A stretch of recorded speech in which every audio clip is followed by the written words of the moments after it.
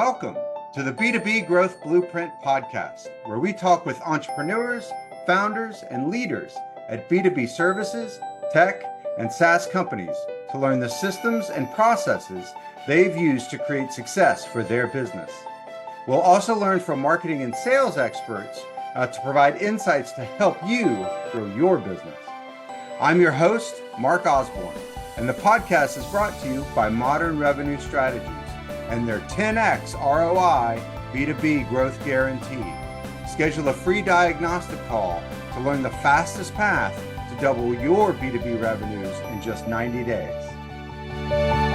Hello, and welcome to another episode of the B2B Growth Blueprint Podcast. I'm your host, Mark Osborne, and today I'm very excited to welcome my guest, Lutz Lehmann. Now I'm going to read Lutz's bio to make sure I get this right. He has more than 3 decades of global business experience and is a go-to advisor for business owners ready to build value and exit smart.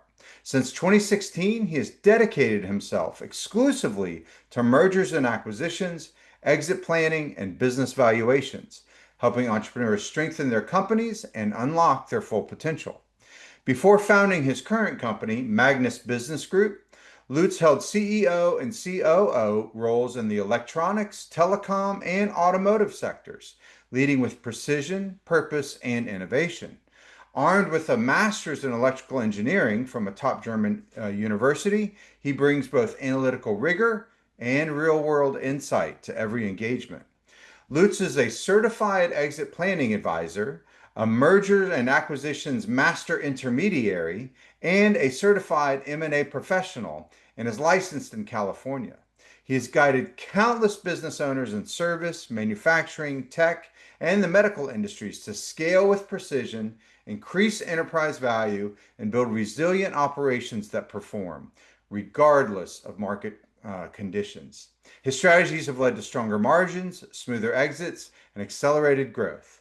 Whether you're chasing expansion or prepping for a high-stakes sale, Lutz delivers actionable clarity, sharp strategy, and a relentless focus on bottom-line results. So Lutz, welcome to the show. Thank you, Mike. Thanks for having me. Yeah, absolutely. I've been looking forward to this conversation. But before we jump in on some of the topics, why don't you give our audience a little bit of background? You mentioned that you have a master's degree from Germany, and now you're here in California. Tell us a little bit about that, what that path looked like. Oh yeah, it's interesting. I have to go back so many years. So yeah, after my university time, so I started in an electronic manufacturing business company with about 800 people. So I really applied all what I learned in that manufacturing company, and then I changed industries. I worked in telecommunication because at some point, as we all know, we had the internet boom. So I went into that. So I learned about everything about internet and how it works worldwide. And then later on, and I think more than 20 years ago, I came and I worked as a consultant too later on in Germany, helped companies that were in trouble to get back into the profitable zone. And then I came to the US more than 20 years ago. It was more like a personal move because I met my wife. Okay. And started consulting here. I helped European companies to come over here and start a business. They are successful. And then I worked more like in the automotive industry, right? And I was involved in mergers and acquisitions. Or was it maybe 20 years ago or 15 years ago?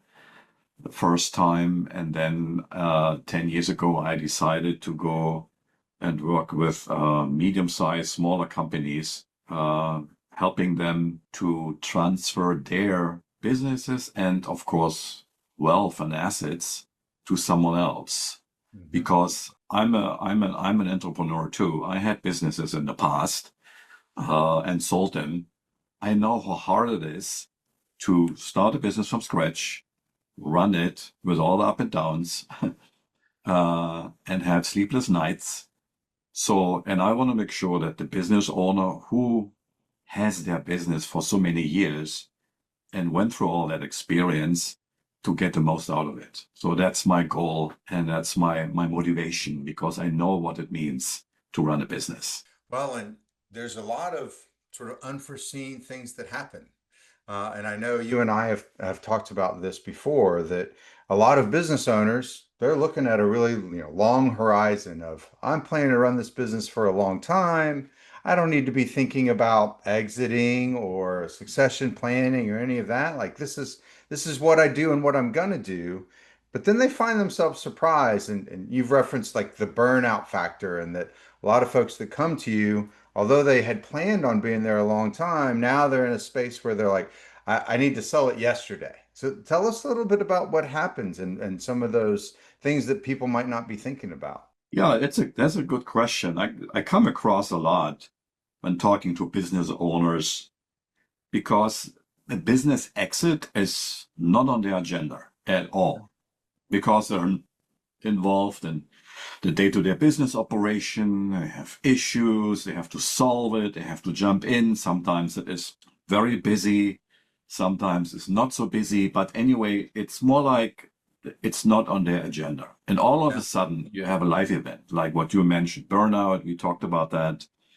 They have health issues. I come across that as well.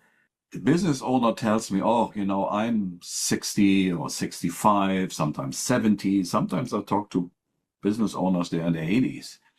Yeah. And they tell me, I went through so many crises over the last decades. Yeah. Uh, we had, I mean, the most latest one, 2008, they had issue. Then they had COVID. Before that, they had other crises, and they survived. But it took a toll on them, right? So it's not that it goes away and we think, oh yeah, if you're an employee, you might not think that way. A business owner thinks, okay, how can I run the payroll maybe, next month or the next. So, and that's when they realize, okay, what am I gonna do with my business? Sometimes they don't know, and they say, oh, I might sell it. I might transfer it to my relatives, my kids, or have a nephew, whoever it is. Or do I just winding it down orderly or closing the doors, Yeah. right? And so these are the questions most business owners have, and there are options, right? There are many different options doing so, and as I mentioned before, they build a lot of wealth. And why not monetize it at some point, right? In a really, I would say, clever way, because I'm working most of the time not just for myself. I work always with a team, Hmm. because there is no business. That's what I realized so far, that is ready to sell. There's Right. always something where there are two reasons. One is sometimes an owner says, oh, you valued my business, and I thought it is actually twice as much worth, Right. right? Um, Sometimes I have to say, your business is not really sellable on the market. Yeah. So there are many reasons to look at it. And if the business owner has still runway, we can fix that, right? We can help them to either make it sellable on the market or even increase value. And sometimes you can increase value. You can actually double the value if you have a little bit more runtime. And I'm talking about half a year at least, 2 years, sometimes longer, to make it more sustainable. And even if you transfer it to your kids, they want to actually have a business they can run, right? And not dealing with certain issues they might have in the future. Well, and it's, having that time to think about it gives you the flexibility to do a lot of things. And so that it's not so much that Well, when you get ready to sell, you need to plan a year, more so that you can do some things today that start to make your business more ready to sell whenever you want to do it. So that if you do get surprised by disease or death, or maybe a partner in your business gets one of those surprises, you're much more prepared. So what does it mean for businesses to be prepared? Like, what are some of the things that they should do, even if they're not thinking about selling in the next 2 years, but they know that when they do sell, they want to get the most value for what they've built, and extract the most equity from that. What are some of those things? What does it mean to be prepared? Yeah, I mean, you're absolutely right. And it's a good question. What does it mean to be ready to sell? Or maybe if you don't want to sell it, right? You want to continue Yeah. in having a plan, having, for example, clean financials. So what does it mean, clean financials? Uh, Cleaning up financials means that, for example, personal items, like you actually have a big car collection, right? And every expense that are related to your personal car collection go through the business. Yeah. So this is one thing. Another thing is I've seen business owners that run almost everything through the business. Now they actually are building a pool at home. They actually need a generator for if they have electricity shut down or whatever happened. Right. I've heard all that, right? So they do a lot. So that means, and the reason is they wanna not have a high taxable income. Right. And I understand that. I mean, I get that. But there are other ways in actually not having a high taxable income. If you take those items out, let's say personal items, you can actually add another personal items, which is totally legit. For example, retirement planning. Talk to your financial advisor and have a cash balance plan or something else, right? Or 401k that runs through the business, which is totally legit. It will not jeopardize the value of your business, but it reduces your taxes at the end, right? So this is just one example. This is about financials, and Yeah. make your financials also transparent, to structure everything in a way that if someone from the outside comes in, understands what you're doing, how the financials reflect what you're doing in business. So that, and where I can help to make it really transparent.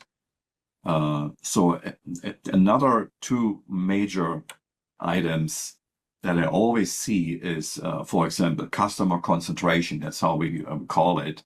When you Yeah. have just, let's say, one or two customers that cover more than 50 or 40, 50% of your revenue. That's right. Uh, if a buyer comes in and looks like that, they say, oh, if this big customer leaves, I'm actually losing 50% of my revenue, or even more sometimes. So nobody will buy that because the risk is too high, because you might know the buyer personally, and if the buyer sees that you're leaving, they might go somewhere else, That's right. right? And then another big item or topic is the owner's involvement in the business. Hmm. So if the owner does all the decision or makes all the decisions, and employees come to him with every single item, so that is also a big risk for a buyer, because if you're not there as the owner anymore in the business, the employees knew that, oh, yeah, I go to the boss and he actually has always the solution. I mean, that's fine. I always say, yeah, that actually feeds your ego to say, Sure. right? Which is okay. I mean, a business owner would not be a business owner if you're not having those kind of high standards, I would say. You wouldn't be a successful business owner. But at some point, it is wise to delegate tasks to, let's say, key employees, build a team, and give out responsibilities and focus on, let's say, business growth. Where do I get tapping into another industry, for example, or find another geographical area to expand the business? That's what business buyers or buyers of businesses are looking for. So these are the three, I would say, major aspects: financial clarity, customer concentration, and owner's involvement. And there are others, but these are, I would say, the major items that I'm always see where there is a lack of.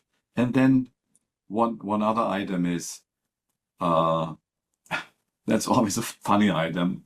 Almost, I would say, every business owner tells me when they sell the business or when they want to sell the business, a new buyer can come in and actually do marketing and sales, and they can double the business right away.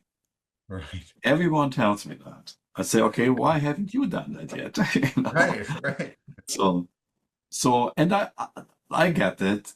Business owners are 60, 65. They're not so familiar with new technology, with Instagram and LinkedIn and Facebook and Twitter and, oh no, it calls X, sorry. So, and they don't want to get into it anymore. They don't want to do blogs. Sometimes I see they barely have a website. Sure.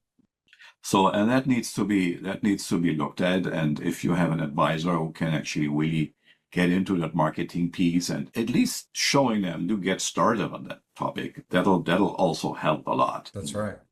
Well, so you hit on a couple points that, really kind of resonated with me, because one of them, you talked about sort of removing the owner as the bottleneck within the organization.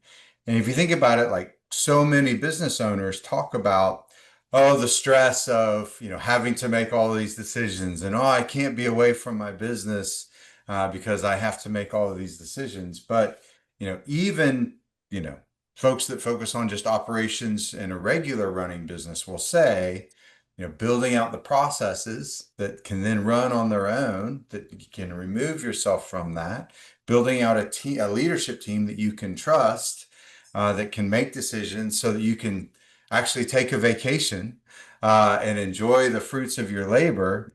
Not only does that make your life better today, but it also makes the business run better and improves the value of the business when it comes time to sell. And so it seems like there's multiple benefits to doing this. Yet, so many businesses struggle with, sort of doing that. And I think sometimes it's it's the other thing that you talked about, which is this sort of, well, I don't want to overinvest in the business. And so from the perspective of, well, we don't upgrade our website because we don't really need it. Most of our customers come from, referrals. And so then it gets to where it's so antiquated. It's a tear down, as you might say, in the real estate space. Instead of, keeping the house upgraded, so it becomes sort of a total tear down. How do you help businesses think about, sort of being sustainable and also sellable, and sort of that there's some of those hidden dangers of underinvestment? Hmm. Yeah, that's a good point. I would say, being prepared it's not just being prepared for an exit, but it also means it's just good business practice, That's right.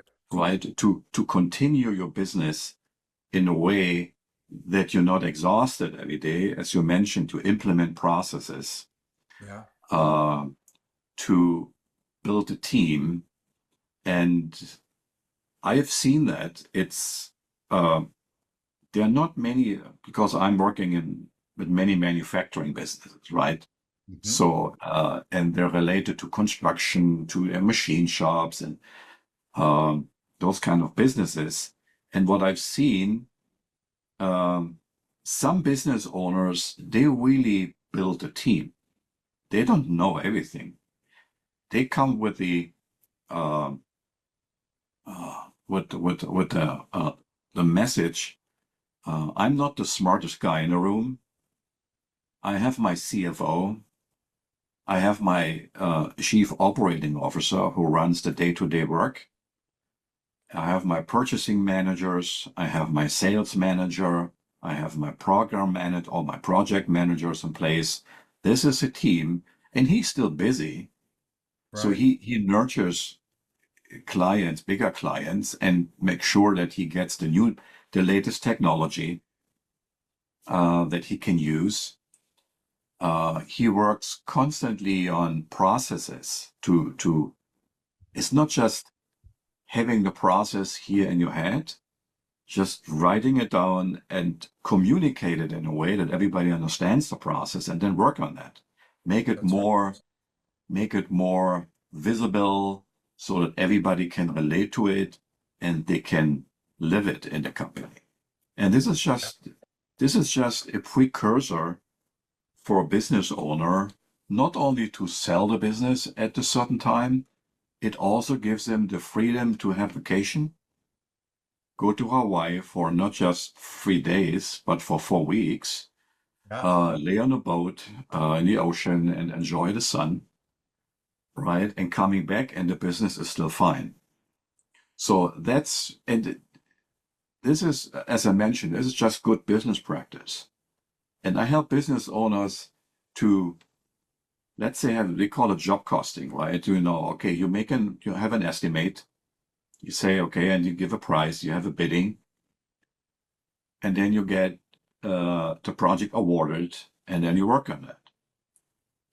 So, and then actually, if you finish everything, you send out an invoice based on your contract or your agreement, what you have with your client. But how do you know if it was profitable or not? So there's just the next step. There are not many, there are only really a fraction of businesses that are doing it like that. They know, they do job costing, they see what's the labor cost, outsourced services, material, everything like that.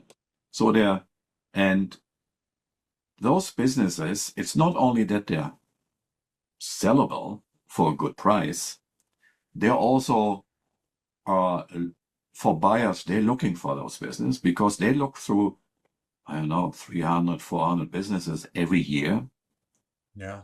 and they pick the best ones, of course. And it's not only that they pick it, they pay a premium, and then of course, they make an offer. And if it is well prepared, like what I mentioned, you have documented processes, if you have transparent financials, if you have a key team in place that actually knows what they're doing because they interview them. The process of due diligence is shrinking, the time process, because everything is in place. You don't have to create documents. You don't have to dig where you find the information.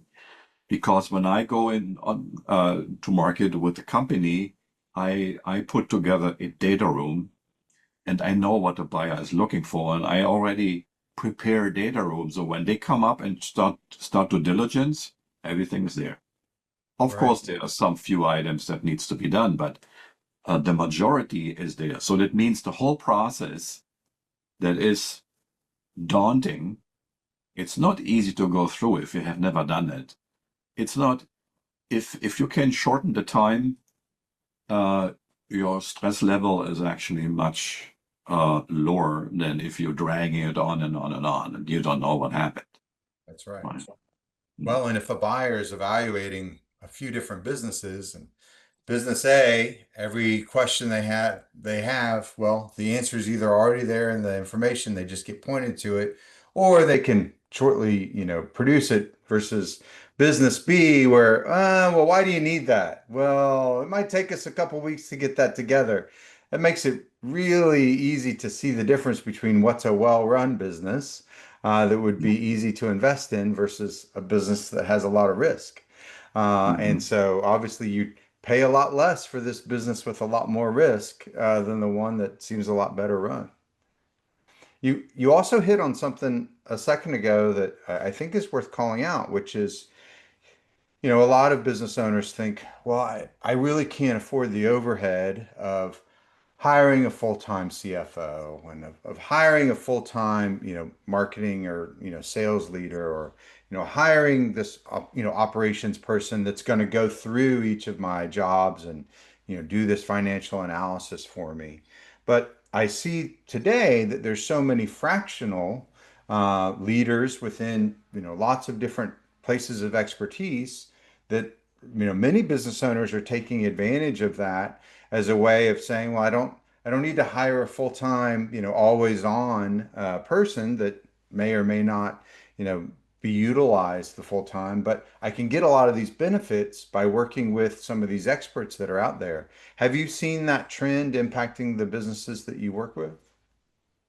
Oh yeah, I mean, there are, I would say, medium-sized business, or let's say smaller businesses that start revenue-wise, yeah, 8 million and up, Hmm. in between 8 million and I would say 10, 15 million. They hire a fractional CFO. They don't, as you mentioned, they don't need, they hire sometimes even a fractional marketing person. They say, for certain marketing strategies, I need someone to help me because everybody else, we're not up to the task here, Yeah. right? And I see that a lot. If you are larger, let's say you have 15 and up million in revenue, and your cost structure is just in a regular, uh, let's say ballpark range, then you have a CFO in that. And it is Yeah. not, I have to make the distinction between CFO and accountant. Yeah. You might have an accountant, right? The accountant, they record everything, that you have a P&L at the end and a balance sheet, but it doesn't say that it is that you can see how you perform. A CFO looks at key KPIs. They look at what is the strategy? How do we, for example, buy a new machine or go into a different market? Can we afford it? Do we have enough work to do to utilize the machine? So they do their calculations and give the owner, you as the owner or the owner, the recommendation, yes, we should buy it, because then you have, again, if you invest, call it capital expenditures, CapEx, Sure. you at the same time reduce your tax burden because it's a tax shield, but you also increase volume, your market share at the same time, and the CFO can give you a good recommendation in either saying yes or saying, oh, I would not do it, or wait until we maybe get a new job. So, No, right. that's right. But Yeah. you're right. These nowadays, it's a trend. It's not what we had 30 years ago, where you have to have an accountant and yada yada yada. Now I say, okay, I need someone who looks at my financials. So I look at a fraction CFO. Uh, I know I worked with a company once. They did signage.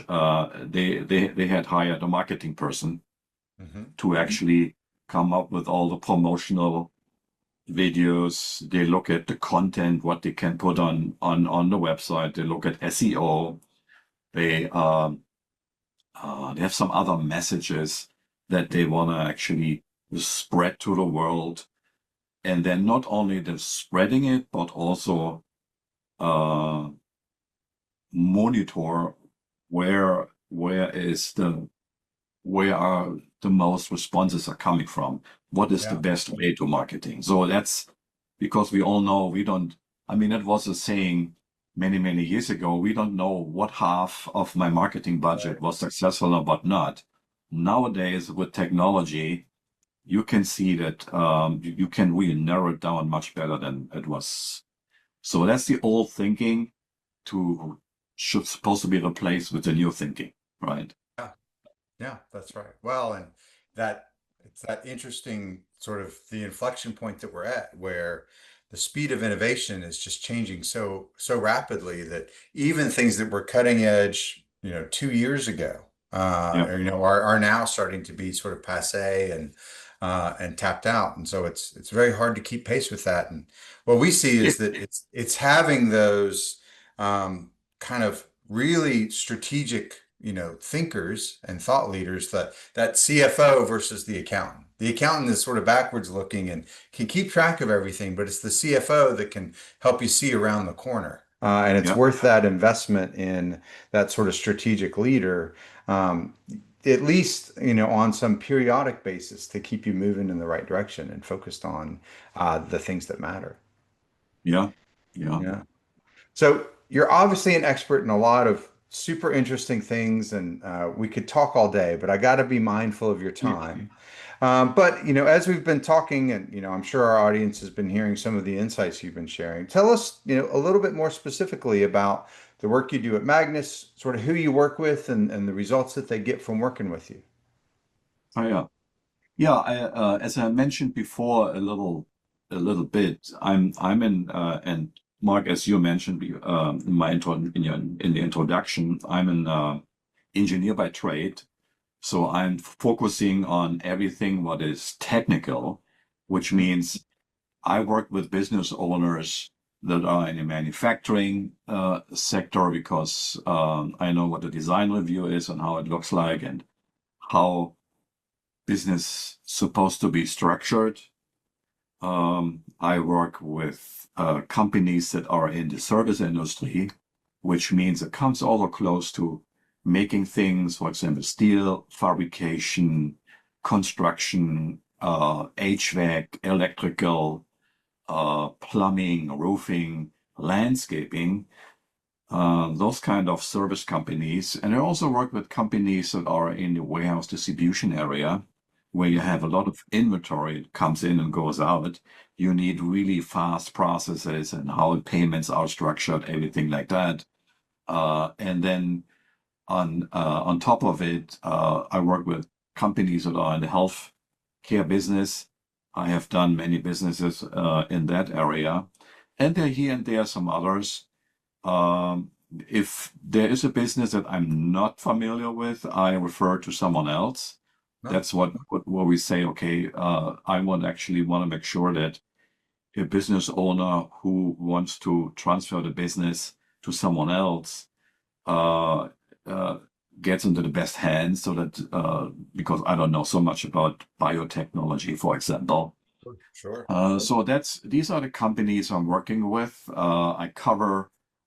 Uh, I would say I wouldn't say Southern California, but mostly geographically, LA County, Ventura County, Santa Barbara County, Orange County. So I go a little bit further east too, but not that far. Hmm. So because I would like to meet every owner in person, I'm maybe old-fashioned, but I know Zoom is around for so many years, and everybody get familiar with that. And we even on Zoom Sure. too. But I want to see, I want to meet everybody in person. When it comes to a transaction, we have introductory meetings. I want to be sure that I'm always with the owner on his side so that Mhm. he's not exposed to sometimes weird question from a buyer. So I'm always be there.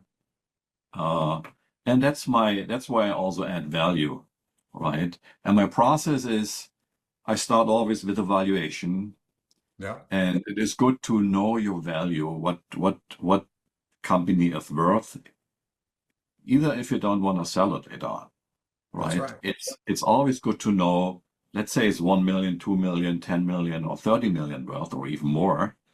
And then my valuation is not just based on numbers, it's also based on the qualitative aspects of the business we mentioned before, customer concentration, Right. financial transparency, etc. I give feedback and ideas what can be done by a business owner or the team to really increase value over Yeah. time. If they have runway, if they want to sell it later on, or if they continue the business uh, uh, for many, many, many more years or decades. And That's right. so this, and then of course, let's say he wants to sell it. I give him a strategy where I'm not only doing it on my own, because I always form a team Yeah. which consists of a financial planner who makes sure that we save taxes. I talk to a CPA who is known, who knows the M&A process, because there are many different aspects where you can save millions of dollars if you're doing it right, but you can also lose millions of dollars as a net proceed later on if you're not doing it right. That's right. So, and that needs to be looked at in the begin as soon as possible, not at the end, so Yeah. that you could put some measures in place that actually make sure that a business owner receives the most what he can do. So, and that's how I work. And then, of course, I'm helping, I market the business, I do the vetting. Uh, is it a buyer, for example, who has funds available or not? What's the background? See if it is a fit for the seller. I'm hosting introductions with the seller and the buyer so that they get to know each other. I work with the due diligence process. It does not go always just one way. I have to say, business owners don't know that. It goes both ways. A Sure. business owner should, if he sells the business to someone, he should know what the buyer, who the buyer is, and are they capable of? Because you build a legacy, right? They build a legacy. It's a huge step. And then also, helping you through the whole process until the business is sold. And one major thing is, and that's actually the beginning. I really have to mention that. Is the business owner not just from the business point of view ready to sell it? Is he personally ready to sell it? That's Let's right. see, all of a sudden you sold the business and your wife said, what are you doing here if you sold the business every day? So it needs to be, it's a holistic approach. Yeah. And to talk to a business owner and maybe to a spouse too, what are you going to do after you want to sell it, right? You want to play golf, you want to travel, you want to play with the grandkids, you want to meet them more often. I had different motives over the years. Some people, they sold their house, they bought an Airstream, and then they took off, traveled, what they have not done in the past. And there are some other motives, right? So that they can. So I look at all these different areas and see that the business owner who's really running the business and build it from scratch and running it successful, that he gets at the end the most out of it, and that he sees that the legacy is actually continuing. Yeah. Well, for the folks that have been listening and are liking what they're hearing, and they're like, yeah, maybe I'm not necessarily thinking about selling tomorrow, but I do want to do the things that would make my business more valuable and maybe even make the process of running the business more enjoyable. What's the best way for them to get in touch with you? Yeah, I mean, I have a website. It's called magnusbusinessgroup.com. Yeah. Uh, you can search for me on LinkedIn. Yeah. You can also send me an email at lutz@magnusbusinessgroup.com. You can call me anytime, and I also have, and there is no obligation to it. You know, we have a conversation and see what is the best fit. What you can do, and that's at no cost at all. I have a kind of a questionnaire, or let's say a survey. It takes 15 to 20 minutes online to go through it. There are 35 questions, multiple choice, and you get a report that actually shows you in what area you are really good and in what area you can improve. It gives you kind of a score, think about the credit score. You know, if you have 800 and up, you are excellent. And this gives you the same score. If you are a little bit, let's say it's 700 or 600, it also gives you a score. So, okay, there are areas where it can improve. So that's actually what I can offer. And if you go on my website, you can click on that, put your name in that, and then you get lead right into that survey if you want.